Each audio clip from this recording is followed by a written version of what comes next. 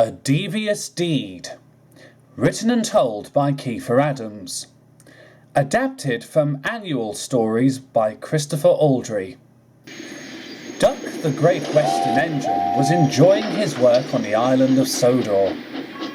Recently, a Class 08 shunter called Diesel had come to the island on trial. Diesel had claimed he was revolutionary, and Duck persuaded him to take his trucks while he had another job. It had not gone well. Ever since, Diesel had wanted to teach Duck a lesson. But the three big engines couldn't stop singing Duck's praises. "You're a natural at this, Duck," said Gordon. "What would we do without you?" said Henry. "Absolutely," agreed James. "You wouldn't catch him slacking us off to trucks, would you?" "You're all too kind," said Duck. The day after Diesel had had trouble with trucks, Duck went to work at Tidmouth for the day. Little did he know chaos would be waiting for him when he returned. Duck didn't mind being away from the big station. He had worked at Tidmouth a few times before and was soon busy shunting trucks into their proper place, each one talking louder about Diesel than the last.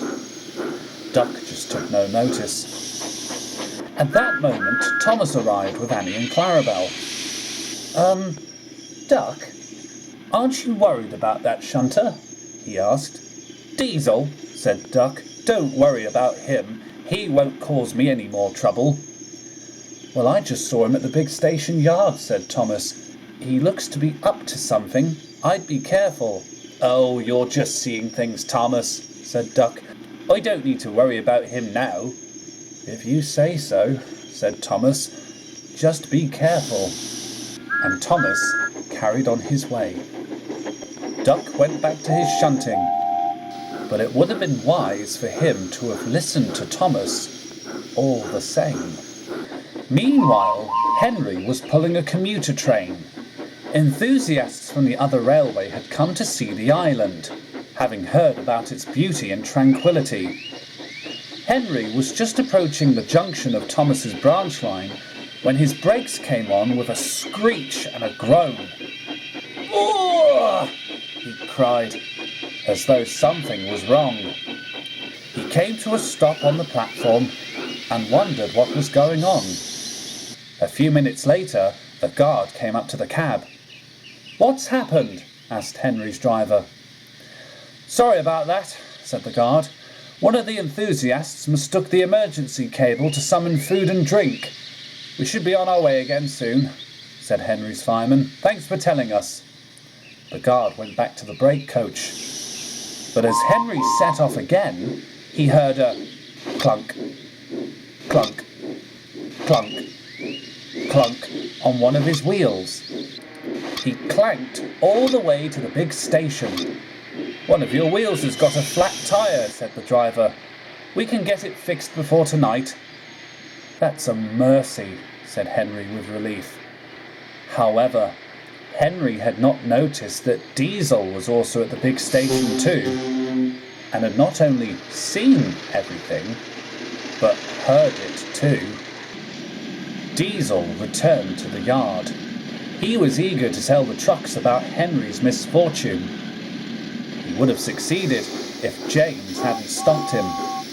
"I've got an important goods train for the other railway," he said sharply. "You see those vans over there? They need to be part of my train when I come back." And he stormed away to fetch some coal and water. Diesel had been too busy thinking about Henry. He thought James had said, "Leave the vans there and get my train sorted," which of course he did. By the time James returned, he was very cross to see that the vans had not been added to the train. "Typical," he grunted. "No wonder Duck played that trick on you. Call yourself revolutionary, can't even sort trucks out properly." James had to arrange the vans himself, and it made him late. Diesel seethed with rage as James puffed away indignantly. He growled and made his way to the yard where the trucks were waiting. Who does that red monster think he is, talking to me like that? Scowled Diesel. You wouldn't be saying that if you hadn't heard what happened recently, said a voice. Diesel looked over and saw a rather scruffy-looking coal truck looking at him. Go on, said Diesel. A few weeks ago, 2 boys were mucking around on James's footplate, said the truck. James was made a runaway. Edward, with an inspector, a shunter's pole and some wire rope, had to stop James. Remarkable, exclaimed Diesel. The truck smiled. We all have great respect for Edward and wouldn't want to do anything to him. But as for James, say if he's working on a rainy day, then the rain would make James's paintwork more like rust, said Diesel. Thank you, my scruffy friend. I will take that into account. He purred away. The truck beamed. I'll get to be a private wagon for this. The truck chuckled. Now that Diesel had seen what had happened with Henry and James, he decided to have a full house and wondered what to do about Gordon. He is quite strong, and he'll probably catch on quicker than the others, he thought to himself. Not if you knew his background, said a voice. Diesel stared. Waiting in a siding was a brake van, giving him a rather sly look. Do tell about Gordon, said Diesel. Oh, well, said the van. Long before I came here, I used to work on the other railway. In fact, I worked on the region that Gordon came from. Oh, really? Said Diesel. Oh, yes, said the van. The engines there had very strange names. Lemberg, Pretty Polly. Don't they sound like horses to you, mate? Indeed they do, agreed Diesel. But what I also like is that when Gordon glides with the express, he gallops like a horse. I think you're on the right lines there, pal, said the van.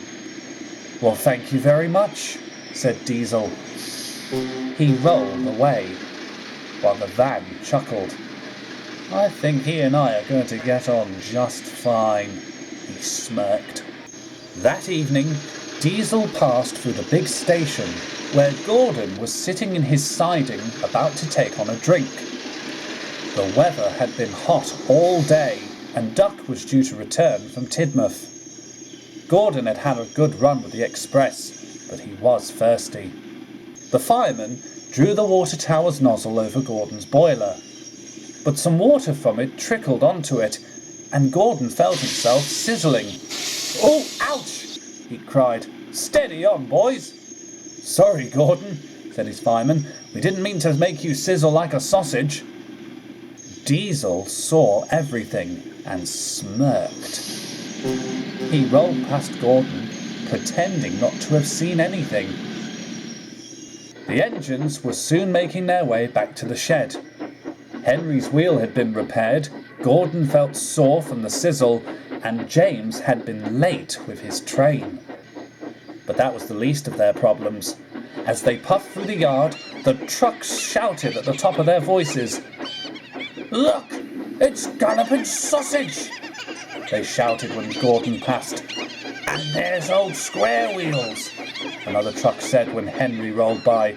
And let's not forget the rusted red scrap iron, said a van, addressing James. Who told you all this? Bellowed Gordon. Why, Duck, of course, said the trucks, and they giggled in their silly way. Gordon, Henry and James stormed back to the shed, feeling rather betrayed by what Duck had done. All the while, Duck was making his way back to the yard.